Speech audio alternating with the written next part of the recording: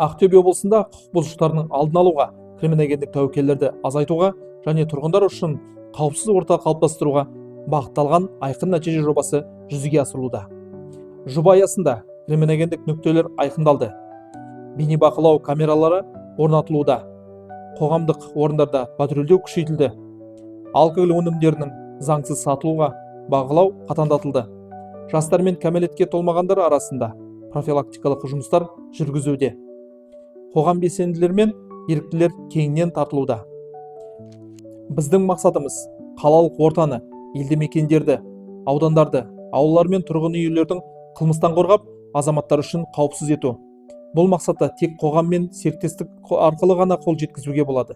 Осыған байланысты жоба аясында өңір тұрғындарымен жедел кері байланыс орнату үшін Ақтөбе ақпарат телеграм-бот әзірленді.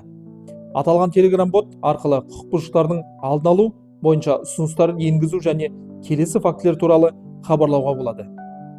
Көшелерде, қоғамдық орындарда және тұрғын үй аумағында, қараңғы жерлерде, бос тұрған ғимараттарда бейнебақылаудың болмауы, мектептерге апаратын бағыттардың қауіпсіздігі бойынша, алкоголь өнімдерінің заңсыз сату фактісін, оның ішінде түнгі уақытта, алаяқтар, дроперлер, отбасылық жанжал шығарушылар, қоғамдық тәртіпті бұзушылар, есірткі жасыру орындары, есірткі граффитилер туралы, притондар, алкогольдік немесе есірткі масан күйде адамдар жиналатын орындар туралы, анонимдікке кепілдік беріледі.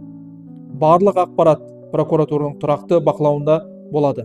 Құқық қорғау органдары тарапынан жедел қаралатын болады.